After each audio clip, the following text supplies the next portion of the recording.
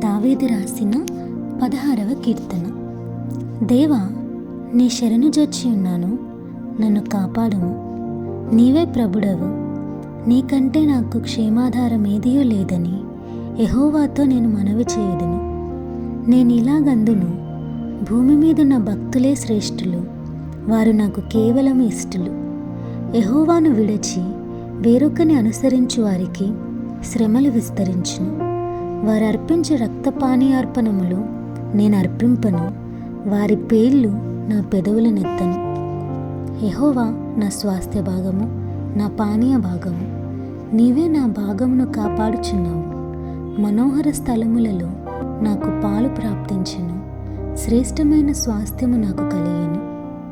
నాకు ఆలోచనకర్త అయిన యెహోవాను స్తుతించెదను. రాత్రి గడియలలో నా అంతరింద్రియము నాకు బోధించుచున్నది.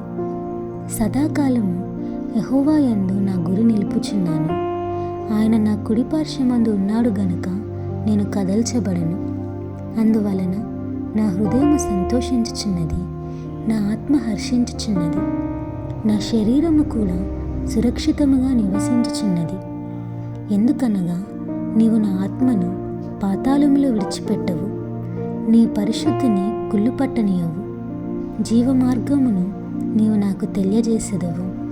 నీ సన్నిధిని సంపూర్ణ సంతోషము కలదు, నీ కుడి చేతిలో నిత్యము సుఖములు కలవు.